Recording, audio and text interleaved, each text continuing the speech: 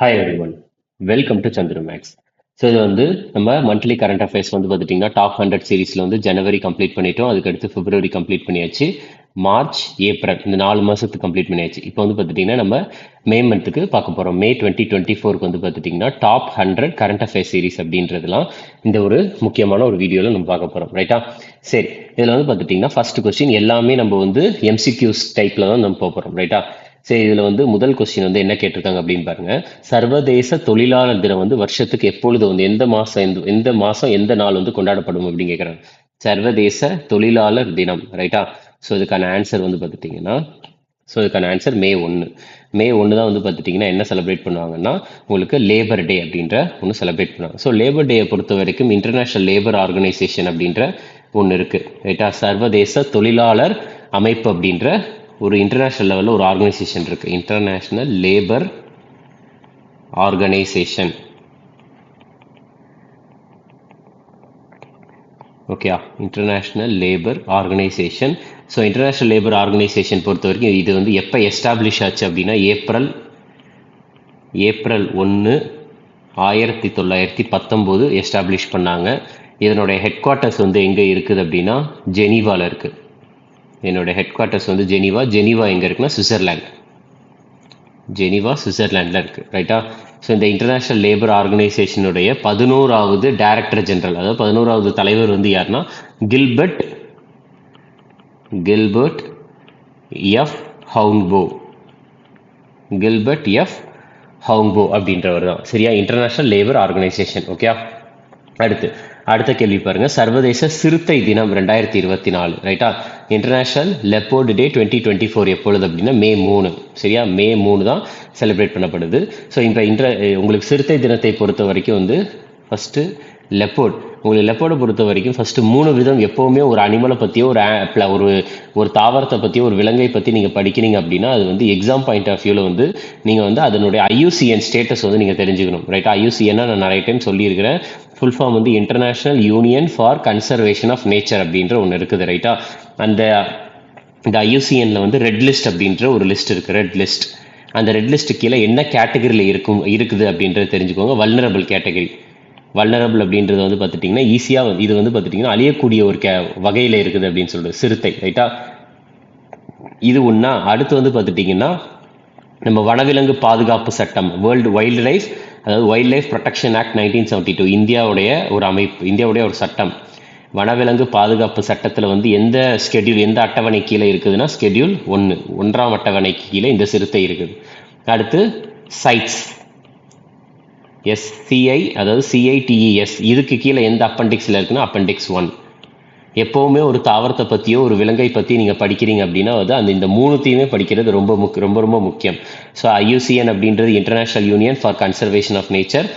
WB அப்படின்றது வனவிலங்கு பாதுகாப்பு சட்டம், வைல்ட் லைஃப் ப்ரொடெக்ஷன் ஆக்ட். அடுத்து சைட்ஸ் அப்படின்றதுக்கு வந்து ஃபுல் ஃபார்ம் என்ன அப்படின்னு பார்த்துட்டிங்கன்னா சைட்ஸ் அப்படின்றதுக்கு ஃபுல் ஃபார்ம் வந்து convention on international trade in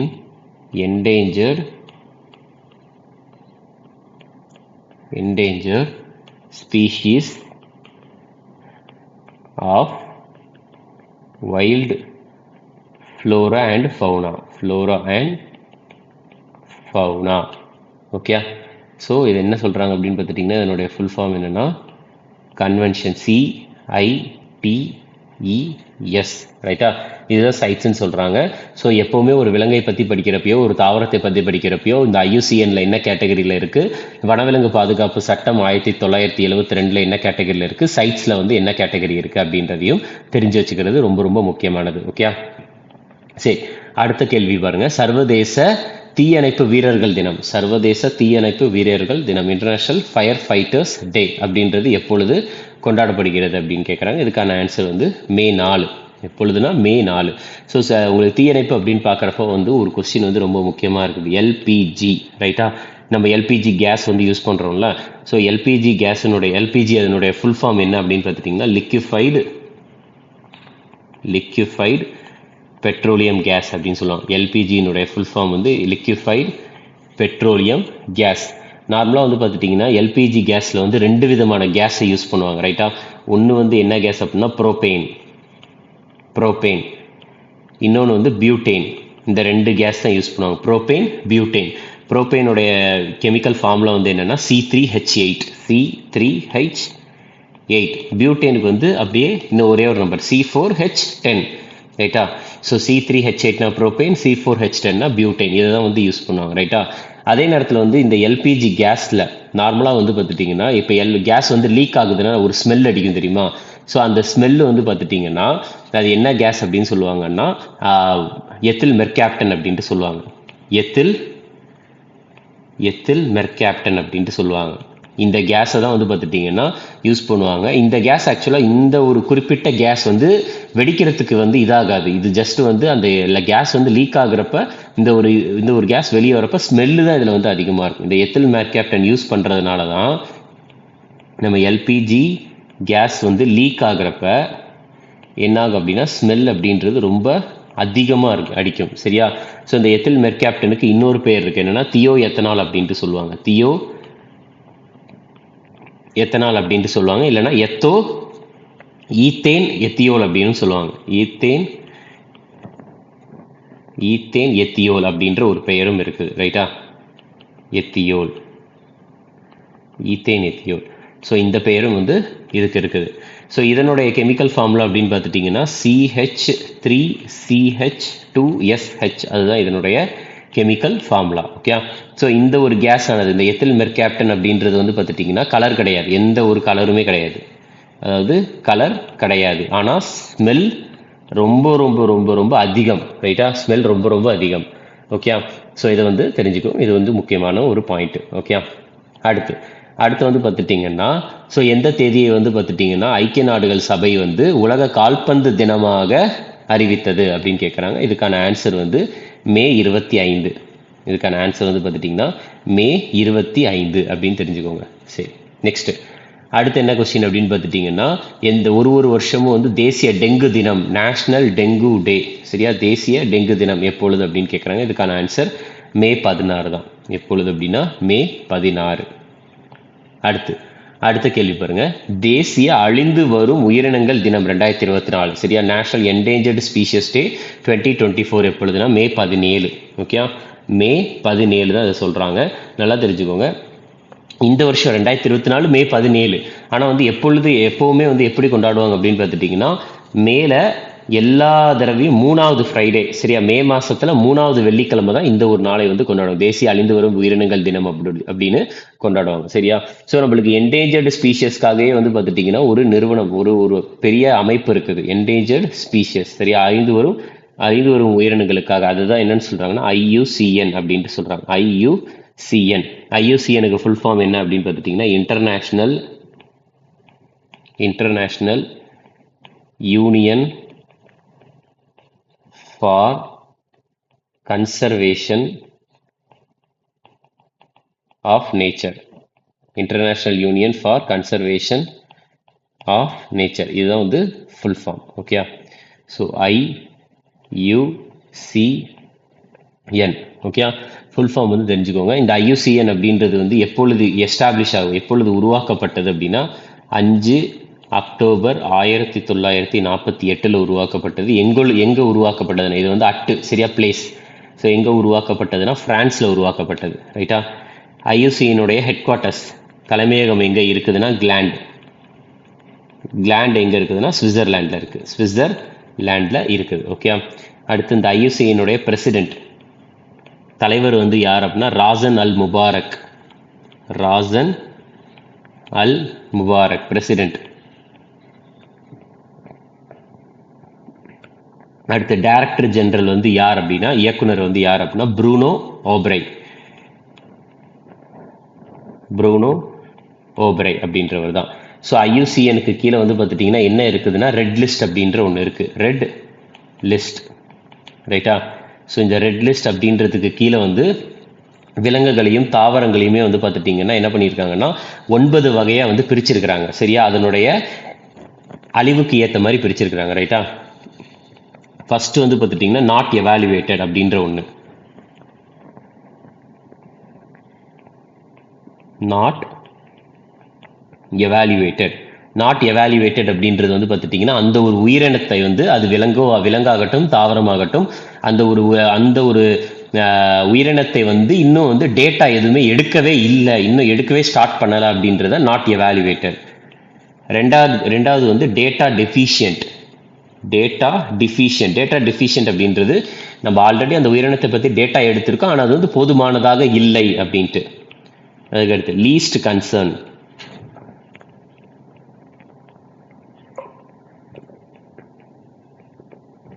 least concern அப்படின்றது வந்து பார்த்துட்டிங்கன்னா நம்ம டேட்டாவும் எடுத்தாச்சு, ஆனால் வந்து அந்த ஒரு உயிரினத்துக்கு வந்து எந்த ஒரு பாதுகாப்பும் எந்த ஒரு அட்டாக்கும் எதுவும் இன்னும் ஏற்படலை, அது வந்து எந்த ஒரு பிரச்சனையும் இல்லாமல் அது வந்து நிம்மதியாக தான் இருக்குது அப்படின்றதுக்காக லீஸ்ட் கன்சர்ன். அடுத்து 4வது வந்து பார்த்துட்டிங்கன்னா நியர் த்ரெட்டன்ட் அப்படின்றது வந்து அது வந்து இப்போதைக்கு சேஃபான பிளேஸ்ல தான் இருக்கு, ஆனால் வந்து அது வந்து மற்றவங்க வந்து அட்டாக் பண்றதுக்கான அது அழியக்கூடிய வாய்ப்புகள் கொஞ்சம் கொஞ்சமா இருக்குது, பட் ஆனால் இப்போதைக்கு அது சேஃபாக தான் இருக்குன்றது. அடுத்து வல்னரபிள். அது கொஞ்சம் ஆபத்தான இடத்துல தான் இருக்கு, ஸோ அதனால வந்து பார்த்துட்டிங்கன்னா அழியக்கூடிய வாய்ப்புகள் அப்படின்றது கொஞ்சம் இருக்குதான் அப்படின்றது சொல்றது, ரைட்டா? ஆபத்தான இடத்துல தான் இருக்குது. அடுத்து என்டேஞ்சர்டு. ஸோ என்டேஞ்சர்ட் அப்படின்றது வந்து ஆபத்தான இடத்துல இருக்குது, அது கொஞ்சம் கொஞ்சமாக அழிஞ்சிக்கிட்டு வருது, அதை வந்து நம்ம கண்டிப்பாக பாதுகாக்கணும் அப்படின்ட்டு சொல்றது, ரைட்டா? அது வந்து என்டேஞ்சர்ட். 7வது வந்து பார்த்துட்டிங்கன்னா கிரிட்டிக்கலி என்டேஞ்சர்ட் அப்படின்றது வந்து இது வந்து ரொம்ப ரொம்ப ஒரு சேஃபே இல்லாத இடத்துல, ரொம்ப பாதுகாப்பே இல்லாத இடத்துல இருக்கு, அது ரொம்பவே அழிஞ்சிருச்சு. கிட்டத்தட்ட இன்னும் அந்த உயிரினங்கள்ல வந்து அந்த ஒரு குறிப்பிட்ட இடத்துல 100 விலங்கு வாழ்ந்துகிட்டு இருக்க இடத்துல வந்து பார்த்துட்டிங்கன்னா அதனுடைய இனத்துல வந்து ஒரு 2ஓ 3ஓ மட்டும்தான் இருக்குது. ஸோ அதனால வந்து அதை வந்து ஒரு மும்முரமா வந்து பார்த்துட்டிங்கன்னா நம்ம பாதுகாக்கணும் அப்படின்றது கிரிட்டிக்கலி என்டேஞ்சர். ஸோ 8வது வந்து எக்ஸ்டிங்க்ட் இன் த வைல்டு. அதாவது காடுகளில் வந்து கம்ப்ளீட்டாக அது அழிஞ்சிருச்சு, அதில் வந்து எந்த உலகத்தில் இருக்க எந்த காடுகள்லையுமே அது வந்து பார்த்துட்டிங்கன்னா இல்லவே இல்லை அப்படின்ட்டு சொல்றது. 9வது வந்து எக்ஸ்டிங்க்ட். அதாவது காடுகளில் இல்லை அப்படின்னா அது வந்து ஏதாச்சும் ஒரு ஆராய்ச்சி மையத்தில் வச்சு வந்து பார்த்துட்டிங்கன்னா அதை வந்து பாதுகாத்து வச்சிருப்பாங்க, ரைட்டா? ஸோ எக்ஸ்டிங்க்ட் அப்படின்னா அது கம்ப்ளீட்டாக உலகத்தில் எந்த ஒரு மூலையிலையுமே இது அந்த ஒரு உயிரினமானது கிடையாது. இந்த மாதிரி வந்து IUCN வந்து பிரிக்கிறாங்க, ரைட்டா? ஸோ இதை வந்து தெரிஞ்சுக்கோங்க, இந்த எக்ஸாமில் கேட்பாங்க எத்தனை வகையாக பிரிக்கிறாங்க, IUCN பற்றி ஃபுல் ஃபார்ம் இதெல்லாம் வந்து நிறைய டைம் கேட்டிருக்கிறாங்க, ரைட்டா? அடுத்து பாருங்க, உலக எய்ட்ஸ் தடுப்பூசி தினம், வேர்ல்டு எய்ட்ஸ் வேக்சின் டே எப்பொழுது அப்படின்னா 18 மே. எப்பொழுதுனா மே 18. ஸோ HIV அப்படின்றதுக்கு வந்து பார்த்துட்டிங்கன்னா ஃபர்ஸ்ட் எய்ட்ஸ் வந்து எந்த ஒரு வைரஸ் மூலியமாக பரவக்கூடியது அப்படின்னா HIVயை பொறுத்த வரைக்கும் எய்ட்ஸினுடைய ஃபுல் ஃபார்ம் தெரிஞ்சுக்கோங்க. எய்ட்ஸினுடைய ஃபுல் ஃபார்ம் என்னன்னா acute immuno deficiency syndrome.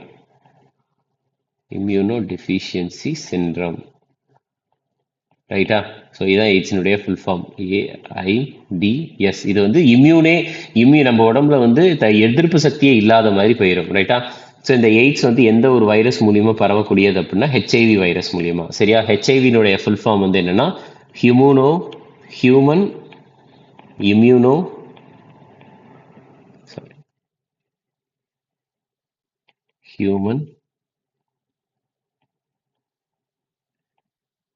Immuno deficiency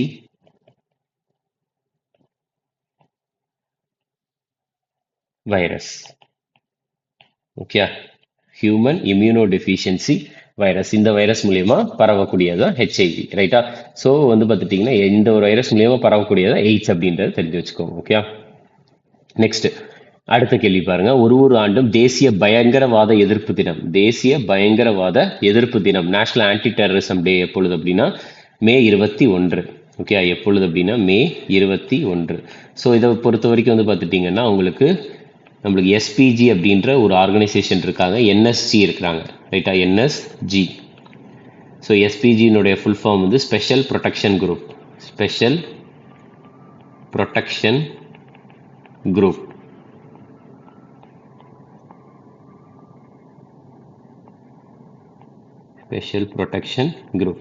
NSG full form வந்து national security card.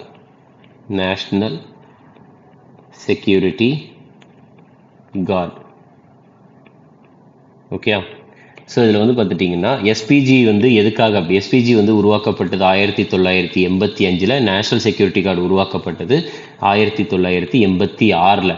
So SPG வந்து பார்த்துட்டிங்கன்னா எஸ்பிஜியினுடைய ஸ்பெஷல் ப்ரொடெக்ஷன் குரூப்பினுடைய ஒர்க் வந்து என்னன்னா பிரைம் மினிஸ்டரை ப்ரொடெக்ட் பண்ணுறது, ரைட்டா.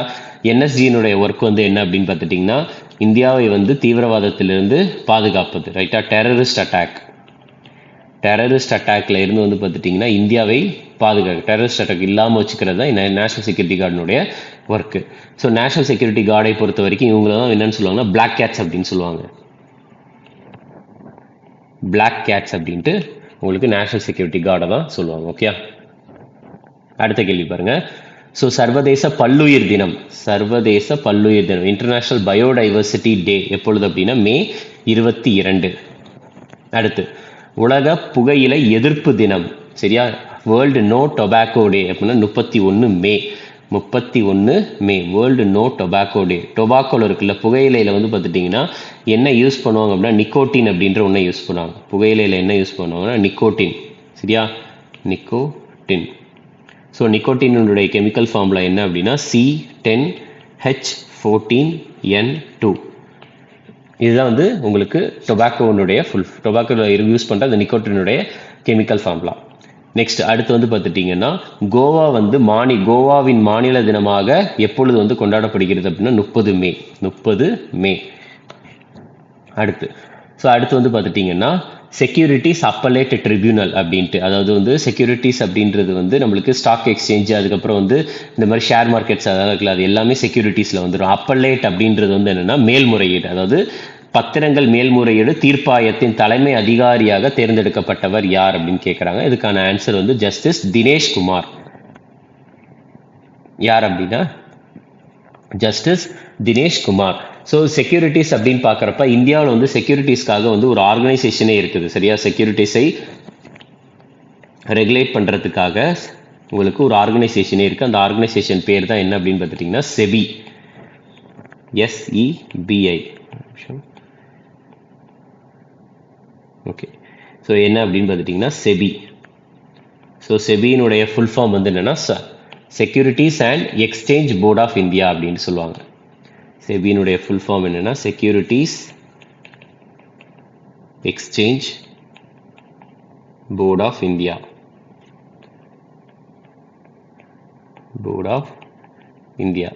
ஸோ இதுதான் வந்து பார்த்துட்டிங்கன்னா செபி.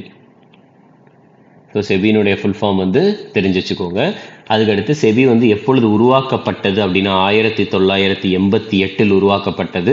ஸோ 1988 உருவாக்கப்பட்டது. சட்டப்பூர்வமாக இது எப்பொழுது எஸ்டாப்ளிஷ் ஆச்சு அப்படின்னா 1992 ஸ்டாச்சுட்டரி பாடியாக மாறிச்சு. ஸ்டாச்சுட்டரி பாடி தான் ஒரு சட்டத்தை கொண்டு வந்து அந்த சட்டத்திற்கு கீழே இந்த ஒரு ஆர்கனைசேஷனை கொண்டு வந்தாங்க, சரியா. ஸ்டாச்சுட்டரி பாடியாக உருவானது, ரைட்டா. அடுத்து செபியினுடைய ஹெட் குவார்ட்டர்ஸ் தலைமையகம் வந்து எங்கே இருக்குது அப்படின்னா மும்பையில் இருக்குது, மும்பை.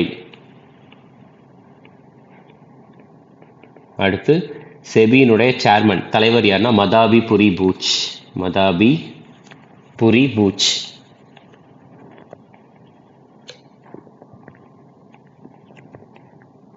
ஓகே.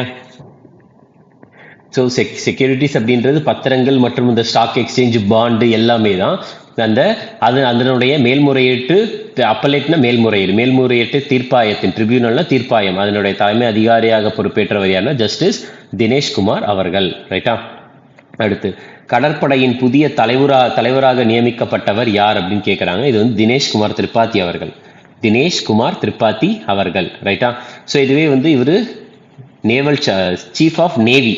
இதுவே வைஸ் சீஃப் அப்படின்னா யாருன்னா வைஸ் சீஃப் துணை தலைவர் வந்து யார் அப்படின்னா vice admiral Krishna Swaminathan. Vice admiral Krishna Swaminathan அவர்கள்.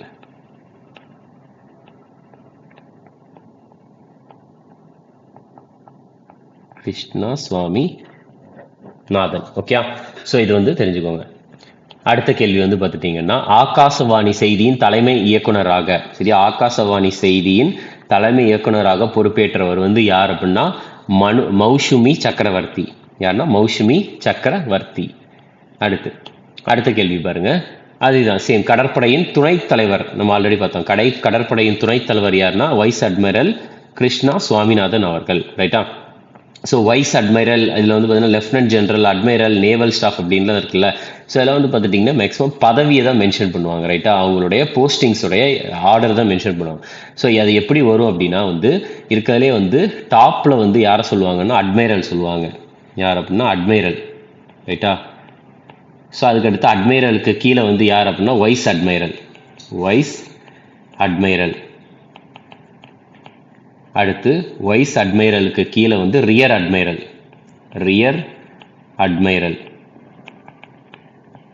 அட்மைரலுக்கு கீழே கமோடர் கீழே வந்து கேப்டன் கீழே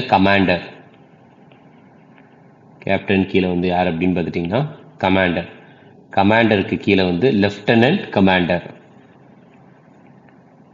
கீழே லெஃப்டினன்ட் கமாண்டருக்கு கீழே லெஃப்டினன்ட் கீழே சப் லெஃப்டினன்ட். ஸோ இந்த மாதிரி தான் வந்து பார்த்துட்டிங்கன்னா உங்களுக்கு லெஃப்டினன்ட்.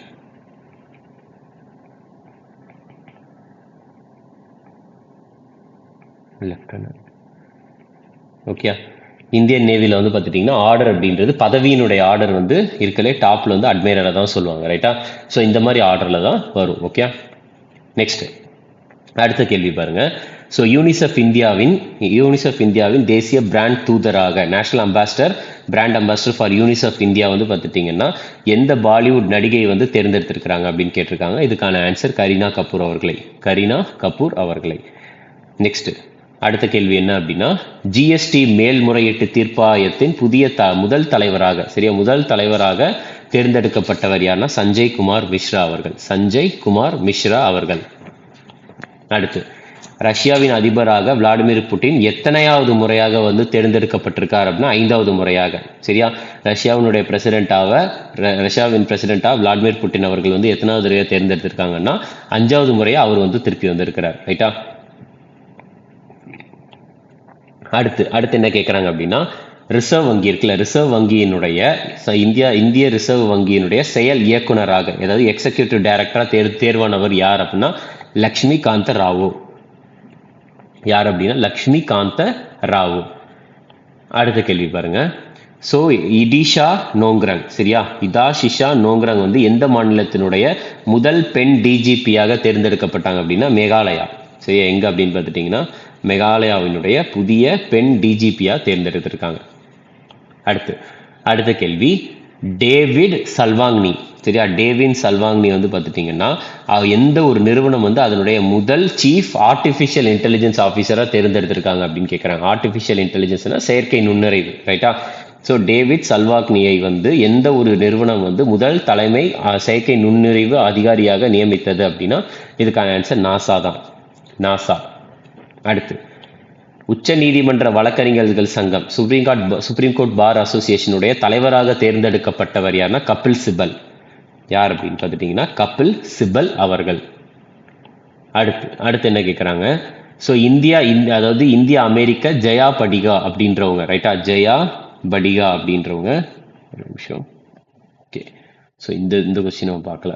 ஸோ இதில் வந்து பார்த்துட்டிங்கன்னா ஓகே, இதில் வந்து டைரக்டர் ஜெனரல், இப்போ சென்ட்ரல் பியூரோ ஆஃப் இன்வெஸ்டிகேஷன் இருக்குல்ல, ஸோ அதனுடைய 2 பேரை வந்து அடிஷ்னல் டைரக்டர்ஸாக வந்து பார்த்துட்டிங்கன்னா நியமிச்சிருக்காங்க. அவங்க யார் அப்படின்னா AYV கிருஷ்ணா, அடுத்து KN வேணுகோபால், 2 பேரையுமே. சரியா? AYV கிருஷ்ணா, N வேணுகோபால் 2 பேரையுமே வந்து சென்ட்ரல் பியூரோ ஆஃப் இன்வெஸ்டிகேஷனுடைய அடிஷ்னல் டைரக்டராக வந்து தேர்ந்தெடுத்திருக்கிறாங்க. ரைட்டா? அடுத்து பாருங்க. இந்தியா அமெரிக்கா வம்சாவளியை சேர்ந்து அமெரிக்காவில் இருக்கிற ஜெயா படிகா அப்படின்றவங்க வந்து சாக்ரமெண்டோ கவுண்டி, அமெரிக்காவில் இருக்கிற ஒரு மாகாணமான சாக்ரமெண்டோ கவுண்டியில் வந்து பார்த்துட்டிங்கன்னா நீதிபதியாக நியமிச்சிருக்கிறாங்க. அவங்க இந்தியாவில் வந்து எந்த இடத்தை சேர்ந்தவர் அப்படின்னு கேட்டிருக்காங்க. விஜயவாடாவை சேர்ந்தவங்க. இந்தியாவில் விஜயவாடாவை சேர்ந்த ஒருத்தவங்க வந்து அமெரிக்காவில் இருக்க ஒரு மாகாணத்துக்கு வந்து ஜட்ஜா வந்து அப்பாயிண்ட் ஆகியிருக்கிறாங்க. ரைட்டா? அடுத்து பாருங்க. Defence research and development organisation, அதாவது பாதுகாப்பு ஆராய்ச்சி மற்றும் மேம்பாட்டு அமைப்பின் தலைவராக வந்து நியமிக்கப்பட்டவர் யாருன்னா சமீர் வி கமத். சரியா? பாதுகாப்பு ஆராய்ச்சி மற்றும் மேம்பாட்டு அமைப்பின் தலைவராக நியமிக்கப்பட்டவர் சாமீர் வி கமத். அடுத்து பணியாளர் தேர்வு ஆணையத்தின் தலைவராக நியமிக்கப்பட்டுள்ளவர் யாருன்னா புதுசா ராகேஷ் ரஞ்சன் அவர்கள். ராகேஷ் ரஞ்சன். நெக்ஸ்ட் என்ன கொடுத்துருக்காங்க அப்படின்னா ஸோ பிரஸ் ஃப்ரீடம் இண்டெக்ஸ் 2024, அதாவது பத்திரிகை சுதந்திர குறியீடு 2024 வந்து பார்த்துட்டிங்கன்னா இந்தியாவினுடைய தரவரிசை என்ன அப்படின்னு கேட்டிருக்காங்க. இதுக்கான ஆன்சர் வந்து 159. மொத்தம் எத்தனை நாடுகளுக்கு அப்படின்னா 180 நாடுகளில் இந்தியாவினுடைய தரவரிசை என்பது வந்து பார்த்துட்டிங்கன்னா 159 இருக்கிறது. ரைட்டா? ஸோ இதில் வந்து பார்த்துட்டிங்கன்னா ஸோ இதில் என்ன சொல்கிறாங்க அப்படின்னா ஸ்ரீலங்காவுடைய ரேங்க் நம்மளுடைய நெய்பர்ஸ் பக்கத்தில் இருக்க நாடான இலங்கையுடைய ரேங்க் வந்து பார்த்தீங்கன்னா 150, சீனாவினுடைய ரேங்க் வந்து 172, பாகிஸ்தானுடைய ரேங்க் 152. சரியா? ஸ்ரீலங்கா அண்ட் பாகிஸ்தானை கம்பேர் பண்ணுறப்ப இந்தியாவுடைய ரேங்க் வந்து கொஞ்சம் கீழேயே தான் இருக்குது அப்படின்ட்டு சொல்கிறாங்க. பிளஸ் வந்து பார்த்துட்டிங்கன்னா இதில் முதலிடம் பிடித்தது வந்து நார்வே, அடுத்து 2வது இடம் டென்மார்க், அடுத்து 3வது வந்து ஸ்வீடன். ரைட்டா? ஸோ இந்த ஒரு ரிப்போர்ட் ஆனது May 3, 2024 ரிலீஸ் பண்ணது. ரிலீஸ் பண்ணது யார் அப்படின்றது முக்கியம். எப்போ ரிலீஸ் பண்ணாங்கன்றதை விட யார் ரிலீஸ் பண்ணாங்கன்னா ரிப்போர்ட்டர்ஸ் வித்தவுட் பார்டர்ஸ். சரியா? ரிப்போர்ட்டர்ஸ் வித்தவுட் பார்டர்ஸ் இவங்க தான் வந்து ரிலீஸ் பண்ணியிருக்காங்க. இந்த ஒரு ஆர்கனைசேஷன் ரொம்ப ரொம்ப முக்கியம். ரைட்டா? நெக்ஸ்ட் அடுத்த கேள்வி பாருங்க. குளோபல் எலக்ட்ரிசிட்டி ரிவ்யூ ரிப்போர்ட், அதாவது குளோபல் எலக்ட்ரிசிட்டி ரிவ்யூ அறிக்கையின்படி வந்து இந்தியாவினுடைய தரவரிசை, அதாவது சோலார் பவர் ப்ரொடக்ஷன் இன் 2023 2023 சூரிய சக்தி உற்பத்தியில் உலக அளவில் இந்தியா வந்து எந்த இடத்தில் பிடித்திருக்குது அப்படின்னு கேட்டிருக்காங்க. இதுக்கான ஆன்சர் 3வது இடம். அப்போ வந்து முதல் இடம் வந்து யார் அப்படின்னா சீனா. முதல் இடம் சீனா. ரைட்டா? 2வது இடம் வந்து யார் அப்படின்னா யுனைடெட் ஸ்டேட்ஸ் ஆஃப் அமெரிக்கா. 3வது இடம் வந்து இந்தியா. ரைட்டா? அடுத்த கேள்வி பாருங்க. 50 பணக்கார ஒரு நகரங்கள் இருக்கு தெரியுமா? 50 பணக்கார நகரங்களில் வந்து பார்த்துட்டீங்கன்னா டோட்டலா வந்து இந்திய நகரங்கள்ல வந்து எந்தெந்த நகரங்கள் வந்து வெல்த்தியஸ்ட் சிட்டிஸ் ரிப்போர்ட் 2024 இடம் பெற்றிருக்கு அப்படின்னு கேட்டிருக்கிறாங்க. ரைட்டா? அதாவது பணக்கார நகரங்கள் அறிக்கை 2024 உலக பட்டியலில் வந்து டோட்டலா இந்திய நகரங்கள் எதெல்லாம் சேர்த்திருக்கு அப்படின்னு கேட்டிருக்காங்க. டோட்டலா போத் A and B, அதாவது மும்பை மற்றும் டெல்லியும் வந்து சேர்ந்திருக்குது. ரைட்டா? அடுத்து இல்லை டோட்டலாக மும்பை வந்து எத்தனாவது இடம் அப்படின்னா 24வது இடத்துல இருக்குது. அதுக்கடுத்து டெல்லி வந்து எத்தனாவது இடத்துல இருக்குன்னா 37வது இடத்துல இருக்குது. ஓகே? அடுத்து என்ன கேட்குறாங்கன்னா 2023-24 வந்து பார்த்துட்டிங்கன்னா இந்தியாவுடைய பொருள்கள், ரைட்டா, இந்திய வணிக பொருள்களுக்கான மிகப்பெரிய ஏற்றுமதி இடமாக இருந்தது எதுன்னு கேட்டிருக்காங்க 2023-24 ஆண்டுக்கு. இதுக்கான ஆன்சர் வந்து யுனைடெட் அரபு எமிரேட்ஸ். ரைட்டா? ஐக்கிய அரபு நாடுகள் தான். இல்லை யுனைடெட் ஸ்டேட்ஸ் ஆஃப் அமெரிக்காவினுடைய தலைநகரம் வந்து நம்ம ஆல்ரெடி எல்லா வீடியோலையுமே என்ன பார்க்குறோம் அப்படின்னா வாஷிங்டன் டிசி. சரியா? இதில் டிசி அப்படின்றது எதை குறிக்குது அப்படின்னா டிஸ்ட்ரிக்ட் கொலம்பியா அப்படின்னு சொல்லுவாங்க. District Columbia. ரைட்டா? அதுக்கடுத்து சீனாவினுடைய கேபிட்டல் வந்து பெய்ஜிங். ஜெர்மனியினுடைய கேபிட்டல் பெர்லின். யுனைடெட் அரபு எமிரேட்ஸினுடைய கேபிட்டல் வந்து அபுதாபி. ஓகே? அபுதாபி. சரியா? இதெல்லாம் தெரிஞ்சுக்கோங்க. அதுக்கடுத்து என்ன கேட்டிருக்காங்க பாருங்க. உலக இடம்பெயர்வு அறிக்கை வேர்ல்டு மைக்ரேஷன் ரிப்போர்ட் வந்து பார்த்துட்டிங்கன்னா இதை ரிலீஸ் பண்ணுறது யார் ரிலீஸ் பண்ணுறாங்கன்னா United nation international organisation for migration. ரைட்டா? ஐக்கிய நாடுகளின் இடம்பெயர்வுக்கான சர்வதேச அமைப்பு தான் இதை ரிலீஸ் பண்ணுறது. ரைட்டா? ஸோ இதில் வந்து பார்த்துட்டிங்கன்னா உலக வங்கி எஸ்டாப்ளிஷ் ஆனது எப்போனா 1944. இன்டர்நேஷனல் மானிட்டரி ஃபண்ட் இது எப்பொழுது உருவானதுன்னா 1944. இந்த இரண்டினுடைய தலைமையகம் வந்து எங்கே இருக்குதுன்னா வாஷிங்டன் டிசியில் தான் இருக்குது. அமெரிக்காவின் தலைநகரமான வாஷிங்டன் டிசியில் தான் இந்த இரண்டுத்துக்கான தலைமையகம் இருக்குது. இதில் United nation international organisation for migration அப்படின்றதுக்கு வந்து இது உருவானது எப்பொழுது அப்படின்னா 1951. இதனுடைய தலைமையகம் எங்கே இருக்குதுன்னா ஜெனீவாவில் இருக்குது. தலைமையகம் ஜெனீவா எங்கே இருக்குது? சுவிட்சர்லாந்து. ஜெனீவா எங்கே இருக்குன்னா சுவிட்சர்லாண்டில் இருக்குது. ரைட்டா? அதுக்கு அடுத்து வந்து பார்த்துட்டிங்கன்னா இந்த வேர்ல்டு ஹெல்த் உலக சுகாதார அமைப்பு. ரைட்டா? இது வந்து உருவானது வந்து 1948. இதனோட ஹெட் குவார்ட்டர்ஸ் வந்து எங்கே இருக்குதுன்னா சேம் ஜெனீவா சுவிட்சர்லாண்டில் தான் இருக்குது. ரைட்டா? சரி, நெக்ஸ்ட் பாருங்க. அடுத்து என்ன கேட்டிருக்காங்கன்னா 2023-24 நிதியாண்டில் வந்து பார்த்துட்டிங்கன்னா இந்தியாவினுடைய மிகப்பெரிய வர்த்தக பங்காளியாக வந்து பார்த்துட்டிங்கன்னா உருவான நாடு பார்ட்னர் வந்து யார் அப்படின்ட்டு கேட்டிருக்கிறாங்க. இதுக்கான ஆன்சர் வந்து பார்த்துட்டிங்கன்னா China. So India's largest trading partner in 2023-2024 யாருன்னா சீனா தான். இதில் அமெரிக்காவின் தலைநகரம் வந்து வாஷிங்டன் டிசி, ஜப்பானின் தலைநகரம் வந்து பார்த்துட்டிங்கன்னா டோக்கியோ, சீனாவின் தலைநகரம் வந்து பெய்ஜிங். பெய்ஜிங். யுனைடெட் கிங்டமின் தலைநகரம் லண்டன். சரியா? ஸோ இதெல்லாம் முக்கியம். அடுத்து என்ன கேட்குறாங்கன்னா, இலங்கையில் வந்து பார்த்துட்டிங்கன்னா யூபிஐ சேவைகளை தொடங்குவதற்கு லங்கா பேயுடன் கூட்டு சேர்ந்த நிறுவனம் வந்து எது அப்படின்னு கேட்டிருக்காங்க. லங்கா பே அப்படின்றது வந்து இலங்கையோடது. ஸோ அதில் வந்து பார்த்துட்டிங்கன்னா யூபிஐ சேவைகளை தொடங்குவதற்கு லங்கா பே கூட வந்து எந்த இந்திய நிறுவனம் வந்து கூட்டு சேர்ந்திருக்குன்னா ஃபோன்பே. சரியா?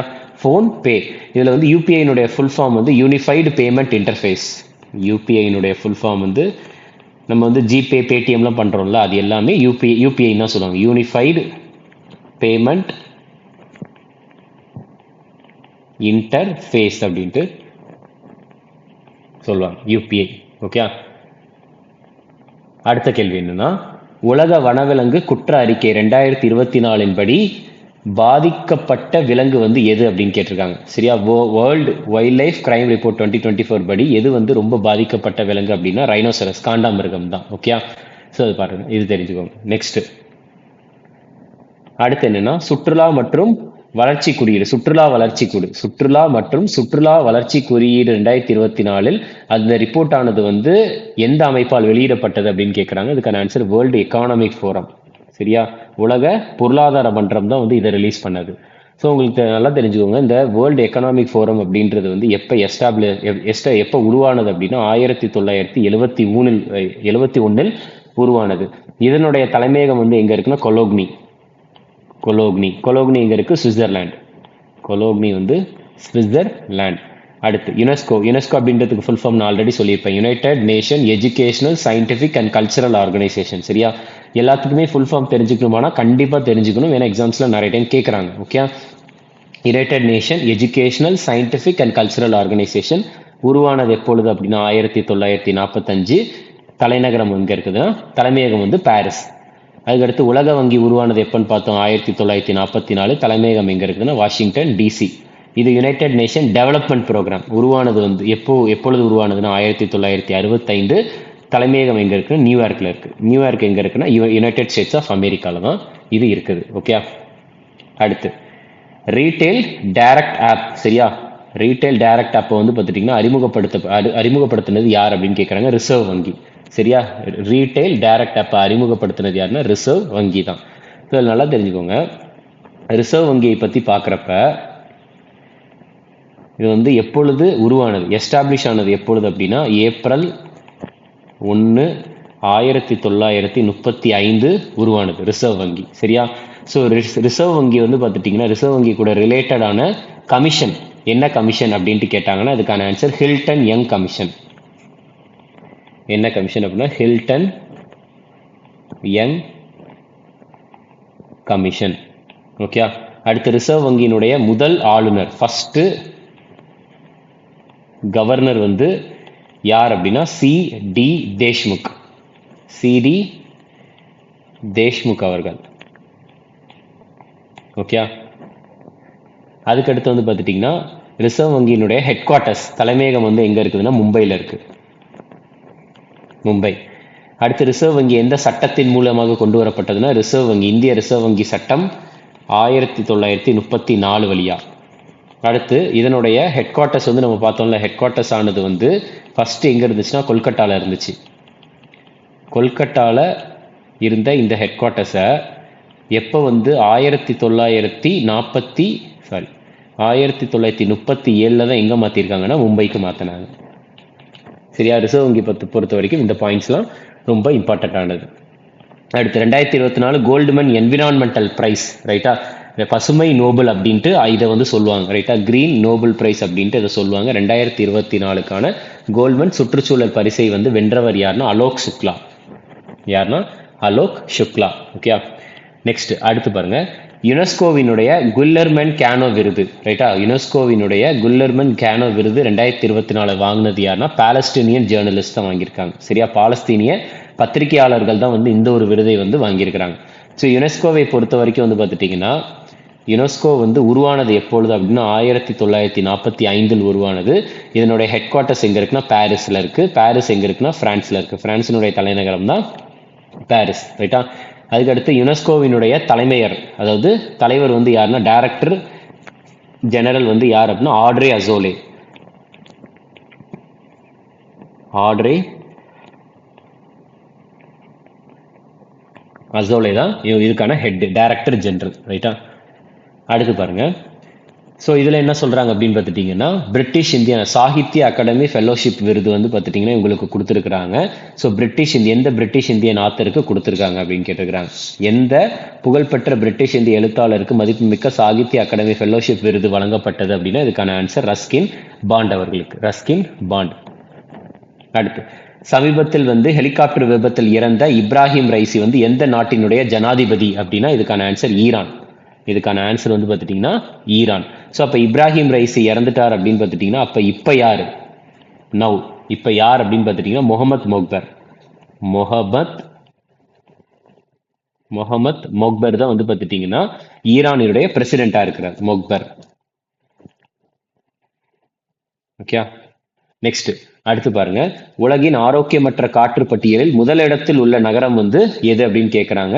நேபாளினுடைய தலைநகரமான காத்மண்டு தான்.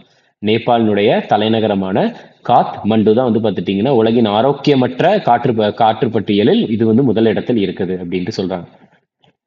அடுத்து, ஸோ கட்ச் அஜ்ரக் அப்படின்றது எந்த மாநிலத்தினுடைய இந்த கட்ச் அஜ்ரக் அப்படின்ற பொருளானது புவிசார் குறியீடு பெற்றது அப்படின்னு கேட்குறாங்க.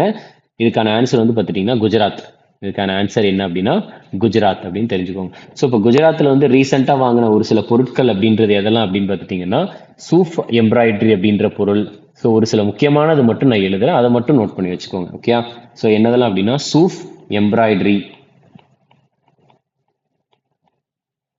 அதுக்கடுத்து வந்து பார்த்துட்டிங்கன்னா சோடா காரி பிளாக் பெயிண்டிங். சோடா காரி பிளாக் பெயிண்டிங் இது. அதுக்கடுத்து சடேலி கிராஃப்ட் அப்படின்ற ஒன்று. சடேலி கிராஃப்ட் அப்படின்ற ஒன்று. இதெல்லாம் வந்து முக்கியமானது. இப்போ புவிசார் குறியீடு குஜராத்தில் வந்து புவிசார் குறியீடு வாங்கிய பொருட்கள் இது எல்லாமே. பீகாரை பொறுத்த வரைக்கும் ஃபேமஸ் ஆனது எதெல்லாம் அப்படின்னா மதுபானி பெயிண்டிங்ஸ். மதுபானி பெயிண்டிங்ஸ். அதுக்கடுத்து வந்து சுஜினி எம்ப்ராய்டரி. சுஜினி எம்ப்ராய்டரி. அடுத்து பாகல்பூர் சில்க். பாகல்பூர் பட்டு. அடுத்து சிக்கி கிராஸ் ப்ராடக்ட் அப்படின்ற ஒன்று. சிக்கி கிராஸ் ப்ராடக்ட்ஸ். அடுத்து வேற என்னெல்லாம் அப்படின்னு பார்த்துட்டீங்கன்னா ஜர்தாலு மேங்கோ. ஜர்தாலு மாம்பழம். இதெல்லாம் ரீசெண்டாக நியூஸ்ல வந்தது. ரைட்டா? அடுத்து மகாஹி பான். மகாஹி பான் இதெல்லாமே வந்து பார்த்துட்டிங்கன்னா ரீசெண்டாக பீகார்ல வந்து புவிசார் குறியீடு வாங்கிய பொருட்கள். அதுக்கடுத்து வந்து மத்திய பிரதேசை பொறுத்த வரைக்கும் வேற என்ன அப்படின்னு பார்த்துட்டிங்கன்னா ரியாவன் garlic. ரியாவன்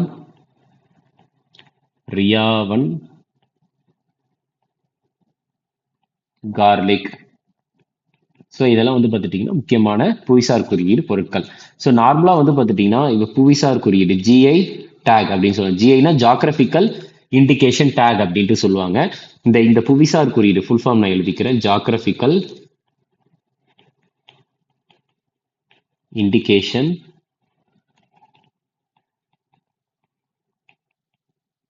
take. Okay, GI take. So நார்மலாக வந்து பார்த்துட்டிங்கன்னா இந்த ஜாகிரபிக்கல் இண்டிகேஷன் டேகை பொறுத்த வரைக்கும் ஒரு நிமிஷம். ஓகே, ஸோ இது வந்து யார் கொடுக்குறாங்க அப்படின்னா ஜிஐ ரிஜிஸ்ட்ரி தான் கொடுக்கும். ஜிஐ ரிஜிஸ்ட்ரி தான் வந்து பார்த்துட்டிங்கன்னா கொடுக்கும்.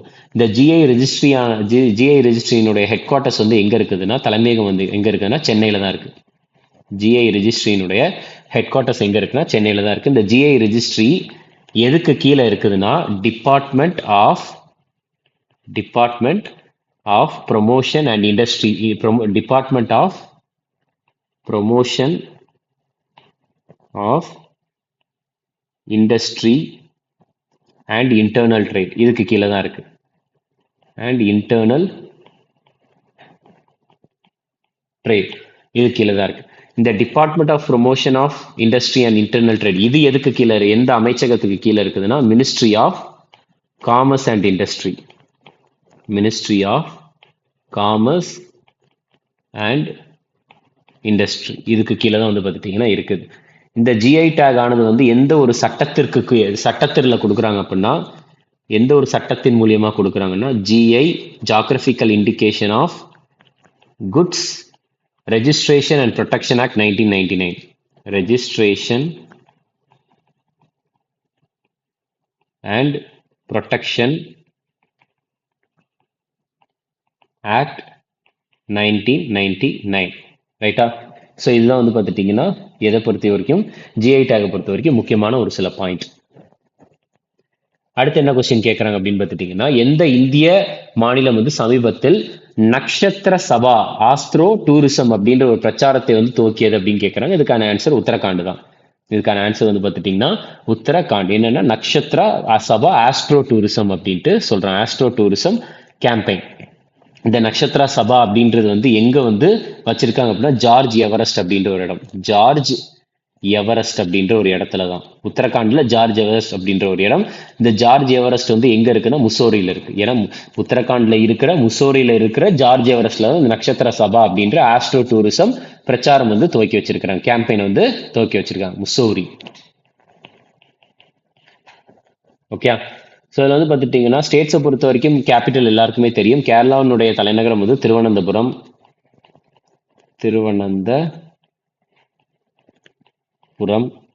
உத்தரகாண்டினுடைய கேபிட்டல் டெஹ்ராடூன்.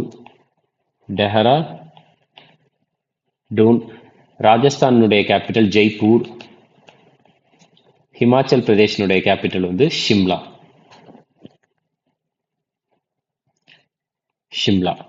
ஓகே. ஸோ இது தெரிஞ்சுக்கோங்க. அடுத்த கேள்வி பாருங்க. உலகின் முதல் சிஎன்ஜியால் இயங்கும் மோட்டார் சைக்கிளை வந்து எந்த நிறுவனம் வந்து வெளியிட்டது அப்படின்ட்டு கேட்குறாங்க. இதுக்கான ஆன்சர் பஜாஜ் ஆட்டோ. சரியா? பஜாஜ் ஆட்டோ. சிஎன்ஜியினுடைய ஃபுல் ஃபார்ம் வந்து என்னன்னா கம்ப்ரஸ்டு நேச்சுரல் கேஸ். சரியா? சிஎன்ஜியினுடைய ஃபுல் ஃபார்ம் வந்து என்னன்னா கம்ப்ரஸ்டு நேச்சுரல் கேஸ். ஸோ இதுதான் வந்து பார்த்துட்டிங்கன்னா சிஎன்ஜியினுடைய ஃபுல் ஃபார்மாக இருக்குது. ஓகே. ஸோ அப்போ வந்து ரிலீஸ் பண்ணியிருக்காங்கல்ல பஜாஜ் ஆட்டோ, அந்த வண்டியினுடைய பெயர் என்னன்னா ப்ரௌசெட் 125 125 சிசி கொண்ட கம்ப்ரஸ்ட் நேச்சுரல் கேஸ். இதுதான் அந்த வண்டியினுடைய பெயர். ரிலீஸ் பண்ணது யாருன்னா பஜாஜ் ஆட்டோ. அடுத்து மூன்றாவது முறையாக விண்வெளிக்கு பயணிக்க போகும் இந்திய விண்வெளி வீரர் வந்து யார் அப்படின்ட்டு கேட்டிருக்காங்க. சுனிதா வில்லியம்ஸ் அவர்கள். ஆன்சர் வந்து பார்த்துட்டிங்கன்னா சுனிதா வில்லியம்ஸ் அவர்கள். அடுத்து பாருங்க. ஸோ நைனிடால் அருகே காட்டுத்தீயை அணைப்பதற்காக பாம்பி பக்கெட் அப்படின்ற ஒரு நடவடிக்கையை நடத்திய அமைப்பு எது அப்படின்னு கேட்டிருக்காங்க. ரைட்டா? நைனிடாலுக்கு பக்கத்துல காட்டுத்தீயை அணைப்பதற்காக பாம்பி பக்கெட் அப்படின்ற ஒரு ஆபரேஷன் நடத்தின ஆர்கனைசேஷன் வந்து எதுனா இந்தியன் ஏர்ஃபோர்ஸ் தான். Indian air force. ரைட்டா? அடுத்து வந்து பார்த்துட்டிங்கன்னா இந்தியாவினுடைய முதல் வணிக ரீதியான உயர் செயல்திறன் எஸ்ஓசி செக்யூர் ஐஓடியை அறிமுகப்படுத்திய அமைப்பு எது அப்படின்னு கேட்குறாங்க. ஸோ இதில் எஸ்ஓசி அப்படின்றது security operation centre. Full form வந்து என்னன்னா செக்யூரிட்டி ஆப்ரேஷன்ஸ் சென்டர். ரைட்டா? ஸோ இதுதான் வந்து பார்த்துட்டிங்கன்னா எஸ்ஓசியினுடைய ஃபுல் ஃபார்ம். ஐஓடி அப்படின்றதுக்கு ஃபுல் ஃபார்ம் வந்து இன்டர்நெட் ஆஃப் திங்ஸ். ஐஓடியினுடைய ஃபுல் ஃபார்ம் வந்து இன்டர்நெட் ஆஃப் திங்ஸ் தான் வந்து ஐஓடியினுடைய ஃபுல் ஃபார்மாக இருக்குது. ஸோ உங்களுக்கு வந்து தெரிஞ்சுக்கோங்க, எஸ்ஓசினா செக்யூரிட்டி ஆப்ரேஷன் ப்ரொசீஜர். இந்த செக்யூர் இன்டர்நெட் ஆஃப் திங்ஸை வந்து அறிமுகப்படுத்திய அமைப்பு வந்து எது அப்படின்னா மைண்ட் குரூப். ரைட்டா? அடுத்து என்ன கேட்குறாங்கன்னா இந்திய ராணுவமும் விமானப்படையும் கூட்டு பயிற்சி ஸ்ட்ரைக் 2 அப்படின்ற ஒன்றை எந்த மாநிலத்தில் நடத்தியது அப்படின்றது கேள்வி. சரியா? இதுக்கான ஆன்சர் வந்து பஞ்சாப்ல தான் வச்சு நடத்தியிருக்காங்க. பஞ்சாப்ல வச்சு தான் இந்தியன் ஆர்மியும் இந்தியன் ஏர்ஃபோர்ஸும் சேர்ந்து ஸ்ட்ரைக் 2 அப்படின்ற ஒரு எக்ஸசைஸை நடத்தியிருக்கிறாங்க. ரைட்டா? அடுத்து இந்தியாவுக்கும் பிரான்ஸுக்கும் இடையில் வந்து பார்த்துட்டிங்கன்னா இந்தியா பிரான்ஸ் கூட்டு ராணுவ பயிற்சி சக்தி அப்படின்ற ஒரு கூட்டு பயிற்சி 7வது பதிப்பு நடந்துச்சு. அது எங்க வச்சு நடந்துச்சு அப்படின்றதான் கேட்டிருக்காங்க. இதுக்கான ஆன்சர் மெகாலயால இருக்கிற உம்ரோய் அப்படின்ற இடத்துல தான் நடந்துச்சு. இதுல இந்தியாவுக்கும் பிரான்ஸுக்கும் இடையில் இருக்கிற ஒரு சில ஏர்ஃபோர்ஸ் ஒரு சில எக்ஸசைஸ்லாம் பார்த்துட்டிங்கன்னா இந்தியாவுக்கும் பிரான்ஸுக்கும் இடையில் இருக்கிற கடற்படை எக்ஸசைஸ் பேர் வந்து வருணா. சரியா? இந்தியாவுக்கும் பிரான்ஸுக்கும் இடையில் இருக்கிற விமானப்படையின் ஏர்ஃபோர்ஸ் எக்ஸசைஸின் பெயர் வந்து கருடா. இந்தியாவுக்கும் பிரான்ஸுக்கும் இருக்கிற ராணுவ பயிற்சி, ஆர்மி பயிற்சியின் பெயர் வந்து சக்தி. சக்தி, ரைட்டா? அடுத்து, இந்தியா வந்து எந்த கண்டத்தில் புதிய ஆராய்ச்சி நிலையத்தை முதலாக உருவாக்கியுள்ளது அப்படின்னா அண்டார்டிகா. சரியா, அண்டார்டிகால தான். அந்த புது ரிசர்ச் ஸ்டேஷன் பேர் என்ன அப்படின்னா மைத்ரி. மைத்ரி 2. மைத்ரி 2. அடுத்து அடுத்து என்ன கேட்குறாங்க அப்படின்னு பார்த்துட்டிங்கன்னா, யுனெஸ்கோவினுடைய உலக ஆசிய பசிபிக் பிராந்திய பதிவேட்டு 2024 இதில் வந்து பார்த்துட்டிங்கன்னா எந்த இந்திய கலாச்சார பொருட்கள் வந்து சேர்க்கப்பட்டுள்ளன அப்படின்னு கேட்குறாங்க. இதுக்கான ஆன்சர் எல்லாமே தான். ராமச்சரித்மனா, பஞ்சதந்திரா, இதுக்கப்புறம் அதுக்கு என்ன சொல்றாங்கன்னா சர்தயோலகா, லோகனா, இது மூணுமே வந்து சேர்க்கப்பட்டது. ரைட்டா? ராமச்சரித்மனா, பஞ்சதந்திரா, சர்தயோலோகா, லோகனா, இது இந்த மூணுமே வந்து யுனெஸ்கோவினுடைய memory of the world Asia Pacific region register இதுல வந்து சேர்க்கப்பட்டுள்ளது. அடுத்து அடுத்து என்ன அப்படின்னு பார்த்துட்டீங்கன்னா, ஸோ இந்தியன் ஏர்ஃபோர்ஸ் வந்து இப்போ ரீசெண்டாக வந்து ஒரு இதை டெஸ்ட் பண்ணாங்க. என்னன்னா hospital tested A hospital flying in the sky. அந்த ஹாஸ்பிட்டல் பேர் என்ன அப்படின்ட்டு கேட்குறாங்க. இந்திய விமானப்படை வந்து வானில் பறக்கும் மருத்துவமனையை வந்து வெற்றிகரமாக சோதனை செய்துள்ளது. அந்த மருத்துவமனையின் பெயர் வந்து என்ன அப்படின்னு கேட்குறாங்க. இதுக்கான ஆன்சர் பீஸ்மா. ஆன்சர் என்ன அப்படின்னு பார்த்துட்டீங்கன்னா பீஸ்மா. இதுல வந்து பீஸ்மாவினுடைய ஃபுல் ஃபார்ம் வந்து என்னன்னா, பீஸ்மாவினுடைய full form battle field health information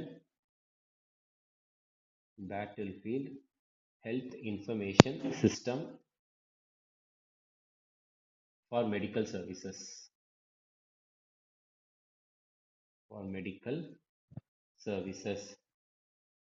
இதுதான் வந்து பார்த்துட்டிங்கன்னா பீஸ்மாவுடைய ஃபுல் ஃபார்மாக இருக்குது.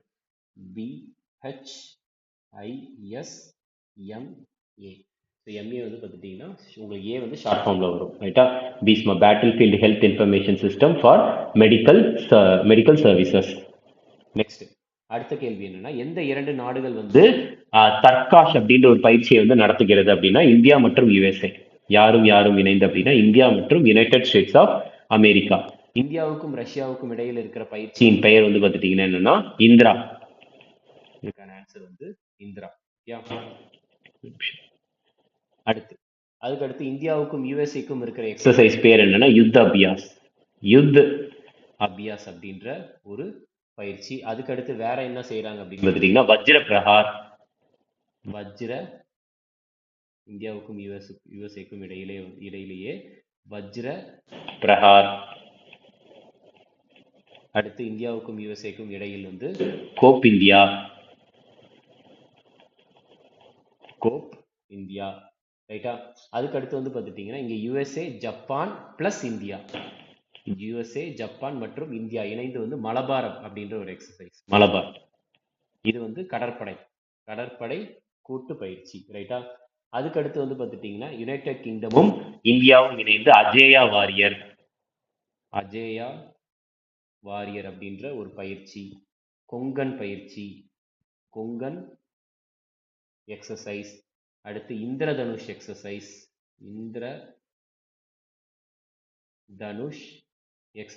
இது எல்லாமே நடத்துறாங்க. ரைட்டா?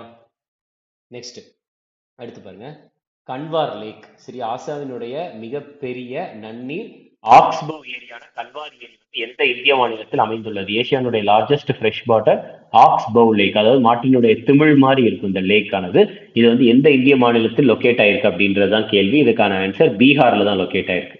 ஆன்சர் என்ன அப்படின்னு பார்த்துட்டீங்கன்னா பீகார்ல தான் இது வந்து லொக்கேட் ஆயிருக்கு. அடுத்து ஒன் நேஷன் ஒன் ஏர் ஸ்பேஸ். ரைட்டா? ஒரே ஒரு தேசம் ஒரே வானொலி அப்படின்ற இந்தியாவினுடைய திட்டத்தின் பெயர் வந்து என்ன அப்படின்ட்டு கேட்டிருக்காங்க. சரியா? இதுக்கான ஆன்சர் வந்து என்ன? மிஷன் இஷான். இதுக்கான ஆன்சர் என்ன? மிஷன் இஷான் அப்படின்றது. அடுத்து 13 நாட்களில் 3 முறை எவரெஸ்ட் சிகரத்தில் ஏறிய உலகின் முதல் பெண்மணி வந்து யார் அப்படின்னு கேட்கிறோம். பூர்ணிமா ஸ்ரேஸ்தா. அடுத்து உலகின் முறையாக ஆர்டிபிஷியல் இன்டெலிஜென்ஸ் மூலமா அரசியல் நிபுணரை நியமித்த நாடு வந்து ஆர்டிபிஷியல் இன்டெலிஜென்ஸ் அரசியல் நிபுணர். அதாவது இந்த ஒரு அரசியல் நிபுணர் வந்து பார்த்துட்டீங்கன்னா டிப்ளமேட் அப்படின்ட்டு சொல்றாங்க. இந்த ஒரு அரசியல் நிபுணர் கம்ப்ளீட்டா வந்து எப்படி சொல்றாங்கன்னா ஒரு செயற்கை நுண்ணறிவு அரசியல் நிபுணர் அப்படின்ட்டு சொல்றாங்க. ஆர்டிபிஷியல் இன்டெலிஜென்ஸ் அப்படின்றது வந்து என்னன்னா செயற்கை நுண்ணறிவு தான் ஆர்டிபிஷியல் இன்டெலிஜென்ஸ் சொல்லுவாங்க. கம்ப்ளீட்டா இந்த ஒரு அரசியல் நிபுணர் செயற்கை நுண்ணறிவு தான். இதை வந்து அப்பாயிண்ட் பண்ண நாடு வந்து யார் அப்படின்னா உக்ரைன். யாருன்னா உக்ரைன். ஸோ அமெரிக்காவினுடைய கேபிட்டல் நம்ம ஆல்ரெடி பார்த்துட்டோம், வாஷிங்டன் டிசி. ரஷ்யாவினுடைய கேபிட்டல் வந்து மாஸ்கோ, ரைட்டா. அதுக்கடுத்து உக்ரைனுடைய கேபிட்டல் கீவ். ஜப்பானுடைய கேபிட்டல் வந்து டோக்கியோ, ஜப்பான் கேபிட்டல் டோக்கியோ, ரைட்டா. ஸோ இந்த செயற்கை நுண்ணறிவு அரசியல் நிபுணரின் பெயர் வந்து என்னன்னா விக்டோரியா ஷி, அப்படின்ற ஒன்றுதான், ரைட்டா. அடுத்து, which company is the first in the world to get ISO certification for its artificial intelligence management system? உலகில் வந்து எந்த நிறுவனம் வந்து பார்த்துட்டீங்கன்னா தனது செயற்கை நுண்ணறிவு மேலாண்மை அமைப்புக்காக ISO சான்றிதழை பெற்றுள்ளது அப்படின்ட்டு கேட்டிருக்காங்க. இதுக்கான ஆன்சர் இன்ஃபோசிஸ் தான் வாங்கியிருக்காங்க, இன்ஃபோசிஸ். அடுத்து என்னன்னா, உலக ஹைட்ரஜன் உச்சி மாநாடு 2024 எந்த நாட்டில் நடந்துச்சு அப்படின்னா நெதர்லாந்து வச்சு தான் நடந்திருக்கு, நெதர்லாந்து, ரைட்டா. உலக ஹைட்ரஜன் உச்சி மாநாடு. நெதர்லாந்துடைய கேபிட்டல் வந்து ஆம்ஸ்டர்டாம். யுனைடெட் ஸ்டேட்ஸ் ஆஃப் அமெரிக்காவுடைய கேபிட்டல் நம்ம ஆல்ரெடி பார்த்தது தான் வாஷிங்டன் டிசி, டிசினா டிஸ்ட்ரிக்ட் கொலம்பியா. ஜப்பானுடைய கேபிட்டல் வந்து டோக்கியோ. சைனாவினுடைய கேபிட்டல் வந்து Beijing. So world hydrogen summit எங்க நடந்துச்சுன்னா நெதர்லாந்து வச்சு தான் நடந்துச்சு, ரைட்டா. சரி, நெக்ஸ்ட் வந்து பார்த்துட்டிங்கன்னா உலகின் முதல் தடவை வந்து 60 சாதனத்தை வந்து சமீபத்தில் வெளியிட்ட நாடு வந்து எதுன்னு, ஃபர்ஸ்ட் வந்து 60 அப்படின்ற ஒரு விஷயத்தை வந்து பார்த்துட்டிங்கன்னா ரிவீல் பண்ணது யார் அப்படின்னா ஜப்பான் தான், சரியா, ஜப்பான். ஸோ இந்தோனேஷியாவை பொறுத்த வரைக்கும் இந்தோனேஷியாவின் தலைநகரம் வந்து என்னன்னா ஜகார்த்தா. அடுத்து ஜப்பான் தலைநகரம் வந்து டோக்கியோ. அமெரிக்காவின் தலைநகரம் வந்து என்னன்னா வாஷிங்டன் டிசி, ரைட்டா. இந்தோனேஷியாவில் வந்து என்ன கரன்சி வந்து யூஸ் பண்ணாங்கன்னா ருப்பியா அப்படின்னு சொல்றாங்க. கரன்சி என்ன கரன்சி யூஸ் பண்ணாங்கன்னா அது பேர் வந்து ருப்பியா, RUPIAH, ரைட்டா.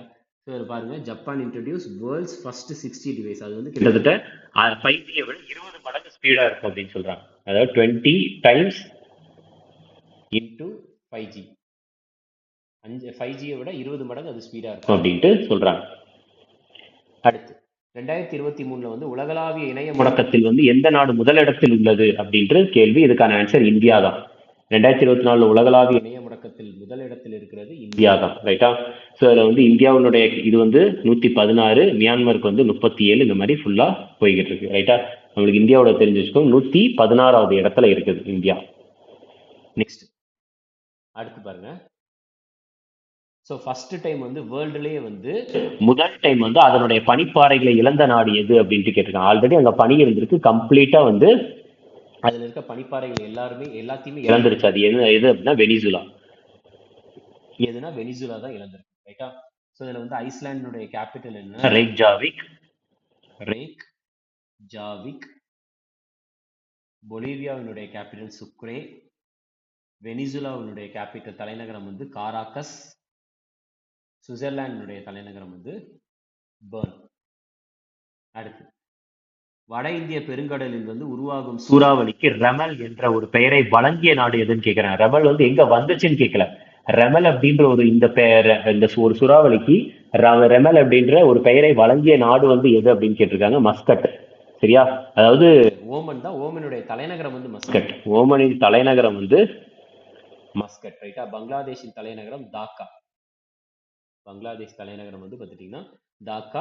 இலங்கைக்கு வந்து 2 தலைநகரம் இருக்கு, சரியா. ஒன்று வந்து என்னன்னு சொல்றாங்கன்னா லெஜிஸ்லேட்டிவ் கேபிட்டல், சட்ட ரீதியாக வந்து பார்த்துட்டீங்கன்னா ஒரு கேபிட்டல் இருக்கு, லெஜிஸ்லேட்டிவ் கேபிட்டல். இன்னொன்று வந்து பார்த்துட்டீங்கன்னா எக்ஸிக்யூட்டிவ் அண்ட் ஜுடிஷியல் கேபிட்டல். துறை ரீதியாகவும் எக்ஸிக்யூட்டிவ் மற்றும் ஜுடிஷியல் நீதி ரீதியாகவும் வந்து பார்த்துட்டீங்கன்னா ஒரு கேபிட்டல் இருக்கு, judicial capital. So legislative capital வந்து எதுனா ஸ்ரீ ஜெயவர்தனபுர கோட்டை. இலங்கையினுடைய லெஜிஸ்லேட்டிவ் கேபிட்டல் வந்து ஸ்ரீ ஜெயவர்தனபுர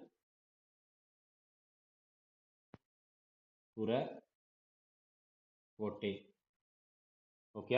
அதுக்கடுத்து எக்ஸிக்யூட்டிவ் அண்ட் ஜுடிஷியல் கேபிட்டல் வந்து எது அப்படின்னா வந்து கொழும்பு, கொழும்பு. அடுத்த கேள்வி பாருங்க. ஸ்கூல் ஆன் வீல்ஸ் அப்படின்ற ஒரு முயற்சி வந்து சமீபத்தில் எந்த மாநிலத்தில் தொடங்கப்பட்டது அப்படின்றது கேள்வி. ஸ்கூல் ஆன் வீல்ஸ், இதுக்கான ஆன்சர் வந்து பார்த்துட்டீங்கன்னா மணிப்பூர். அடுத்து, மத்திய திறன் மேம்பாடு மற்றும் தொழில் முனைவோர் அமைச்சகம் வந்து பார்த்துட்டீங்கன்னா நமோ ட்ரோன் டீரி திட்டத்திற்கான ஒரு முன்னோடி திட்டத்தை வந்து எந்த நிறுவனத்துடன் தொடங்கியுள்ளது அப்படின்னு கேட்குறேன். அது வந்து அதாவது பைலட் ப்ராஜெக்ட் அப்படின்னு சொல்லுவாங்க. ஒரு முன்னோடி திட்டம். அதுக்கு ஒரு பெரிய லெவல்ல இம்ப்ளிமெண்ட் பண்றதுக்கு முன்னாடி சின்ன லெவல்ல ஒரு முன்னோடி மாதிரி வந்து பார்த்துட்டீங்கன்னா இந்த நமோ ட்ரோன் டிடி திட்டத்தை வந்து பார்த்துட்டீங்கன்னா மத்திய அமைச்சகம் யார் கூட சேர்ந்து வந்து இம்ப்ளிமெண்ட் பண்ணியிருக்கிறாங்க அப்படின்னா மஹிந்திரா அண்ட் மஹிந்திரா கூட.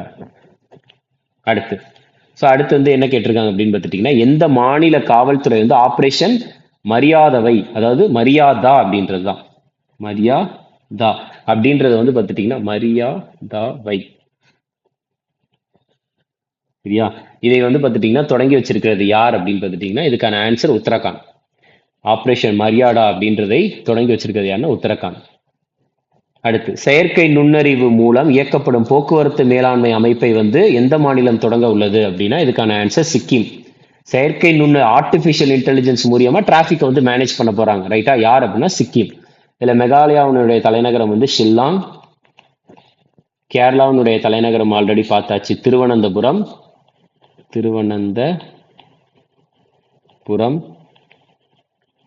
கர்நாடகாவின் தலைநகரம் வந்து பெங்களூரு. சிக்கிம்னுடைய தலைநகரம் வந்து கேங்டாக், சரியா? கேங்டாக். ஸோ ஆன்சர் வந்து என்னன்னா சிக்கிம். ஸோ சிக்கிமை பொறுத்த வரைக்கும் வந்து பார்த்துட்டிங்கன்னா சீஃப் மினிஸ்டர் யாருன்னா பிரேம் சிங் தமாங். சிக்கிம்னுடைய கவர்னர் ஆளுநர் யார் அப்படின்னா லக்ஷ்மண்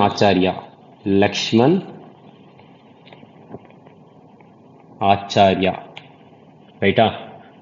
அடுத்து சைபர் பாதுகாப்பு பயிற்சி 2024 எங்க நடந்தது அப்படின்னா நியூ டெல்லியில தான் நடந்துச்சு, சைபர் பாதுகாப்பு பயிற்சி. அடுத்து எந்த மாநிலம் வந்து பார்த்துட்டீங்கன்னா அரசு ஒப்பந்த வேலைகளில் பெண்களுக்கு 33% இடஒதுக்கீட்டை வந்து கட்டாயமாக்கி உள்ளது அப்படின்னா கர்நாடகா, சரியா? 33% வந்து பார்த்துட்டீங்கன்னா பெண்களுக்கு வந்து இடஒதுக்கீட்டை வந்து கட்டாயமாக்கி உள்ளது எங்க அப்படின்னா அரசு ஒப்பந்த வேலைகளில், சரியா? ஸோ இதன் மூலியமா வந்து பார்த்துட்டீங்கன்னா 45 நாள், அதாவது நார்மலாக வந்து இந்த கவர்மெண்ட் கான்ட்ராக்ட் ஜாப் அப்படின்றது வந்து எதை சொல்லுவாங்கன்னா கிட்டத்தட்ட 45 நாளுக்கு மேலே இருக்கணும், 20 எம்ப்ளாயிஸ்க்கு மேலே இருக்கணும் அப்படின்ற மாதிரி சொல்லுவாங்க. ஸோ நார்மலாக நல்லா தெரிஞ்சுக்கோங்க. இந்த கொஸ்டின் என்ன சொல்ல வராங்க அப்படின்னா கவர்மெண்ட் கான்ட்ராக்ட் ஜாப்ல வந்து பெண்களுக்கு வந்து 33% இடஒதுக்கீடை வந்து கொண்டு வந்தது யாருன்னா கர்நாடகா மாநிலம், ரைட்டா? அடுத்து 2024 கோடை விழா வந்து எந்த நகரத்தில் தொடங்கப்பட்டது? சம்மர் ஃபெஸ்டா அப்படின்னு சொல்லலாம். சம்மர் ஃபெஸ்டா 2024 எந்த மாநிலத்தில் ஆரம்பிச்சிருக்காங்கன்னா நியூ டெல்லி, சரியா? நியூ டெல்லி. நெக்ஸ்ட் அடுத்து என்ன கேட்குறாங்க, அடுத்து என்ன கொஸ்டின் அப்படின்னா ஓகே 6வது ஆசிய கேரம் சாம்பியன்ஷிப்பில் வந்து ஆண்கள் மற்றும் பெண்கள் இரட்டையர் பட்டங்களை வந்து வென்ற நாடு. 6வது ஆசிய கேரம் சாம்பியன்ஷிப்பில் ஆண்கள் மற்றும் பெண்கள் இரட்டையர் பட்டங்களை வந்து வாங்கியது வந்து யார் அப்படின்னா இந்தியா தான். யாருன்னா இந்தியா. இது எங்கே வச்சு நடந்திருக்குது அப்படின்னா மால்தீவ்ஸில் வச்சு தான் நடந்திருக்குது. 6வது ஏஷியன் கேரம் சாம்பியன்ஷிப் எங்கே வச்சு நடந்திருக்கு? மால்தீவ்ஸ். அடுத்து 2025 BWF உலக ஜூனியர் சாம்பியன்ஷிப் வந்து எங்க நடைபெறும் அப்படின்னு கேட்குறாங்க. 2025ல BWF அப்படின்றது வந்து badminton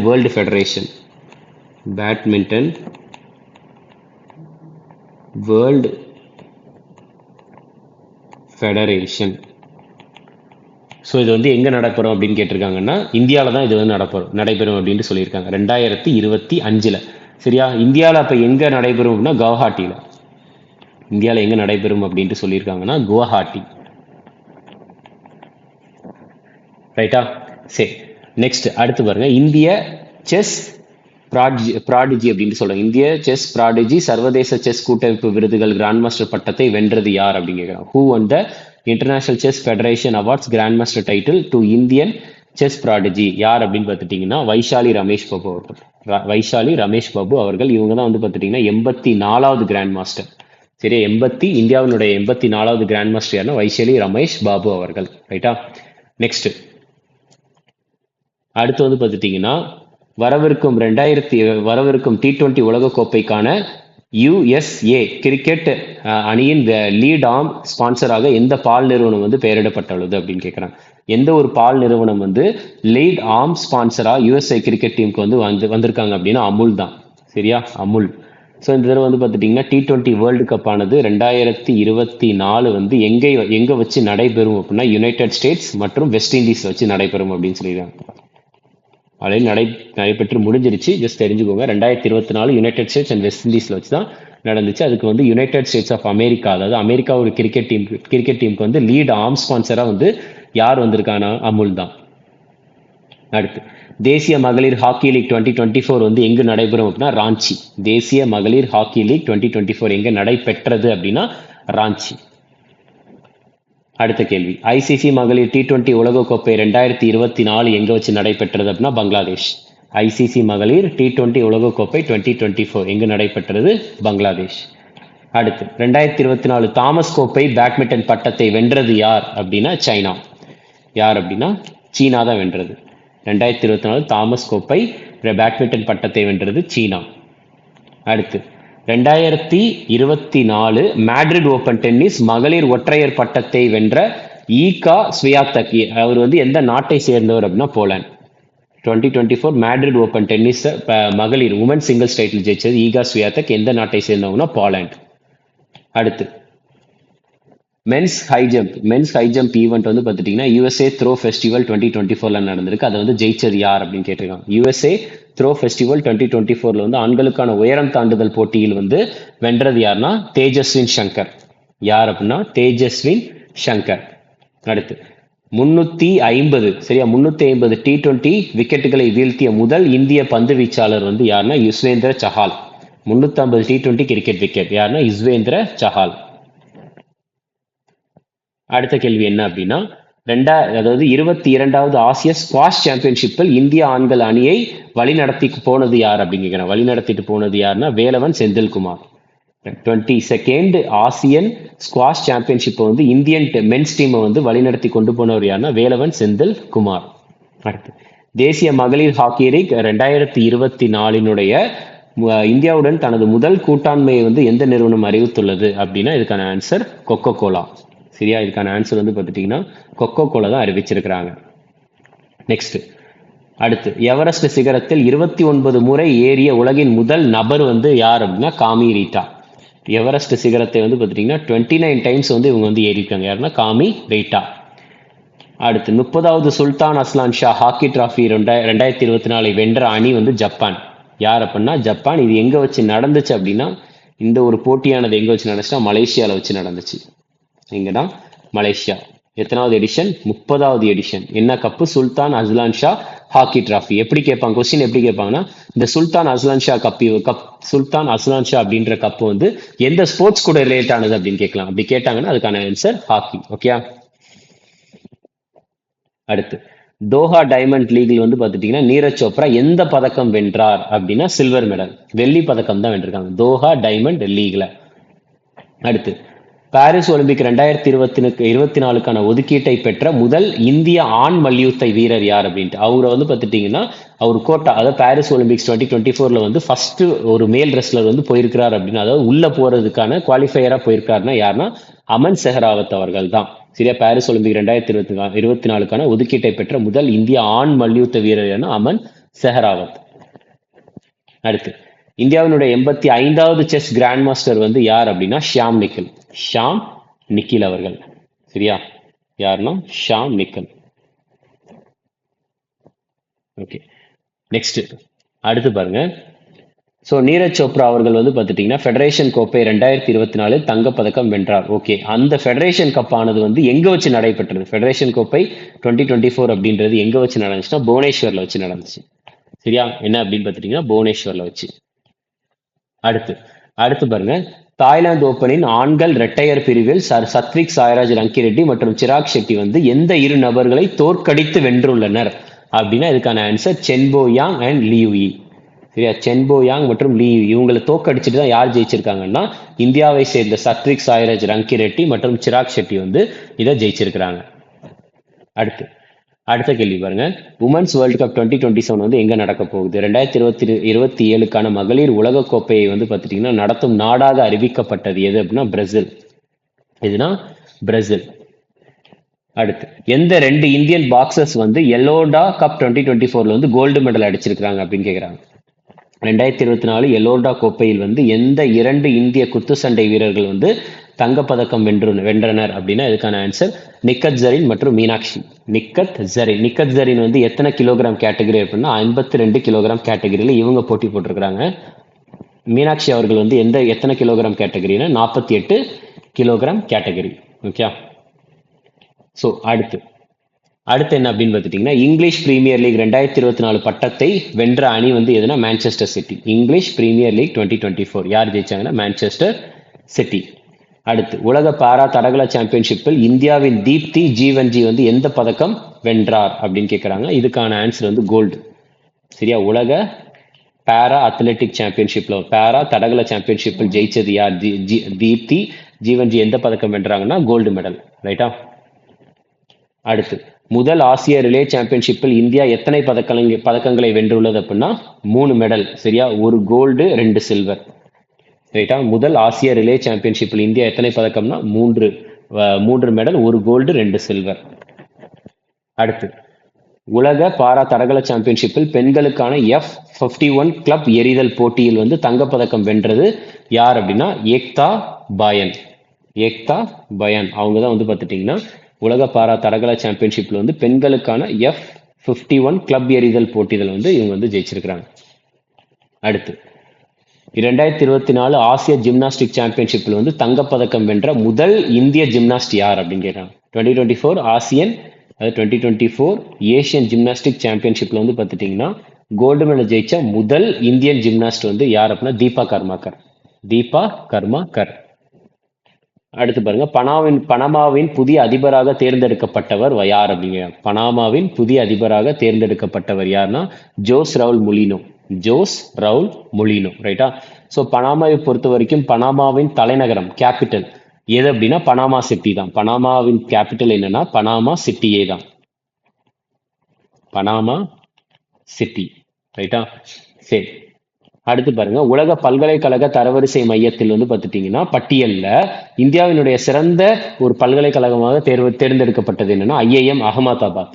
IIMனா Indian institute of management Ahmedabad. ரைட்டா. இதுல IIT மெட்ராஸ் எத்தனாவது ரேங்க்னா 582வது ரேங்க். IIT பாம்பே எத்தனாவது ரேங்க்னா 568வது ரேங்க். அப்போ வந்து வேற என்ன சொல்றாங்க அப்படின்னா இந்தியா டோட்டலா வந்து எத்தனை இன்ஸ்டியூட்ஸ் இருக்குன்னா 64 இன்ஸ்டியூட் இருக்குதா சொல்றாங்க. வேர்ல்டு யூனிவர்சிட்டி ரேங்க்ல டோட்டலா எத்தனை எடுப்பாங்கன்னா 2000 யூனிவர்சிட்டி எடுப்பாங்க. 2000 காலேஜஸ் எடுத்து அதுல பெஸ்ட்டை வந்து தேர்ந்தெடுப்பாங்க. ரைட்டா.